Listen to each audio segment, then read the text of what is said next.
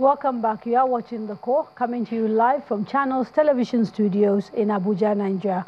Prof, before the break, you'd started talking to us about the correlation between essentially bad economic indices and conflict. What is the impact of this conflict on us as a people? Well, you remember, my colleagues have pointed out the scarcity of resources, how it's driving the dynamics. And then we also note competition in the environment when we talk about header crisis, there's environmental issues there. But the population, if you look at the population and the agriculture, look at the two, bring them together. There's no wisdom in an empty stomach. So if you are more educated and you have better sanitation practices, then you reduce the impact of poor health, you get along. But if the population is going to increase, as has been forecasted by 2030 to 300 million, and 70% of the employment is in agriculture, and agriculture is under attack. If I looked at a lot of grains, I looked at maize, rice, sorghum, millet, I looked at them over 30, 40 years. I even looked at our neighbors, Republic of Benin, to see what's good.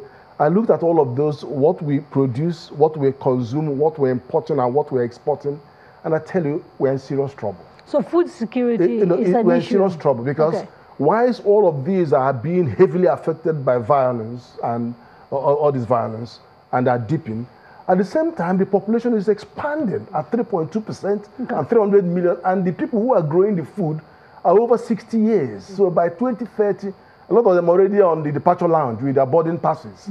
So I don't know. The young people are not engaging in agriculture. I don't know who's going to grow the food that we are going to eat. And the places where we are growing the food, if you look at the pattern, you will see that where maize and millets are grown are where you have more effect of the northeast. Conflict. And, you've seen them. And then in the IDP camp, you have to feed them. Okay, let me try and bring in members of the audience. Yes, the gentleman in the red tie, please.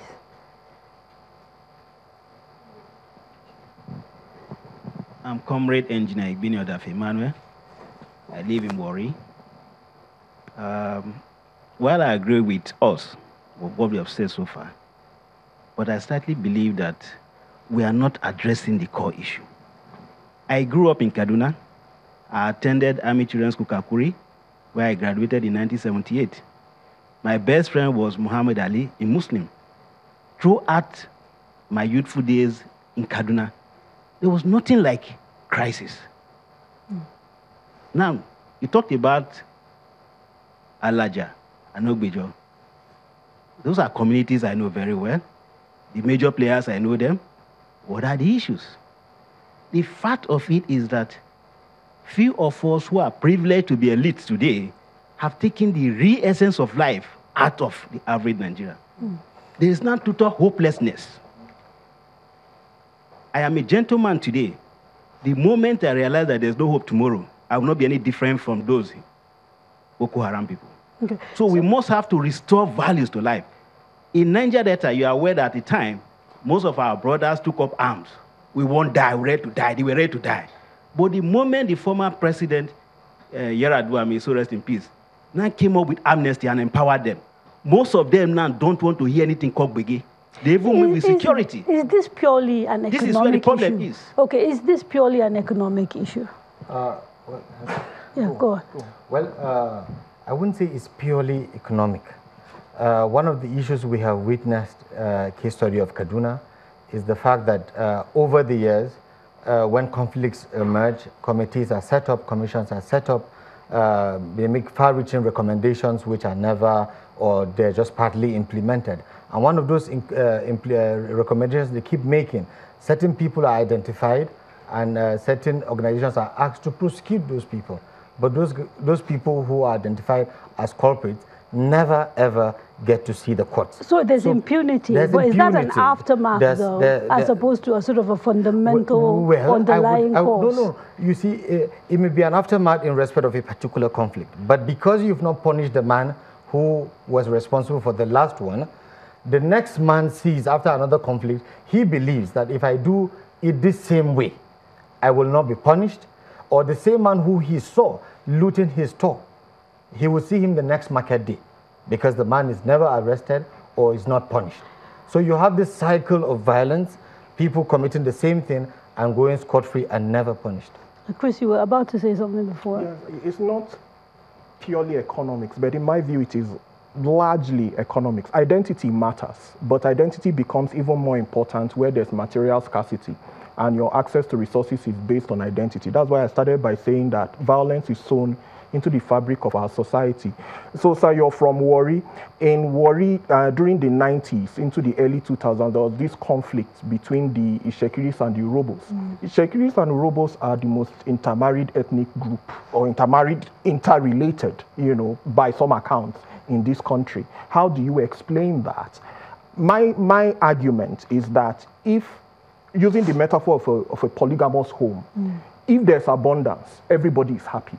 The moment there is lack, people start to remember whose children come from the second wife or the third wife or the fourth wife or the concubine. In other words, hierarchies become important. Yeah. So I am saying that our identity issues are, diversity is not Nigeria's problem. It's been our inability to manage diversity. Okay, let me bring Kate in here because there was another issue he also alluded to about growing up in Kaduna. And, you know, I dare say there's that generation which sort of saw, if you like, a fairly decently functioning Nigeria. People like us are sort of now in our 40s and our 50s. And there's a whole generation that doesn't know anything except ethnic and religious conflict. What is the impact of that on sort of social cohesion? It breaks the fabric, and I'll tell you a story. I was talking to my niece some months back in Lagos, and one of her friends came to visit. My sisters and I are not married from our ethnic group. We married outside the group. So her friend mentioned her name to me, and the first thing, silly me, I was like, where are you from? And the little girl, 9, 10, looked at me and said to me, I'm a Nigerian.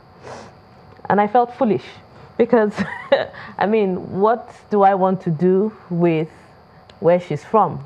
You know, because she's also a product of an inter-ethnic marriage. So her name does not tell you any particular group. It just comes together, you know. And I think for some of us in inter-ethnic marriages, we kind of feel that maybe our kids can be the hope of that new tomorrow. Even though they're growing up in an environment in which incessant killings are taking place. They're growing up in an environment in which incessant killings are taking place. However, you are preaching the message of unity. Okay. Right? Let me bring in members of the audience. Yes, let's do maybe the lady in the middle. And then we'll come to you, sir, and you. And then we'll quickly come back to the panel. Please keep it short. We're running out of time, yeah. And I do want us to talk about solutions. Okay. Good evening. My name is Jennifer Gadi. I think we should look at the way in the states, the residential areas, besides the class thing, we have a particular ethnic group staying in this side of town, and then a particular ethnic group staying on this side of town. Like, I also live in Kaduna.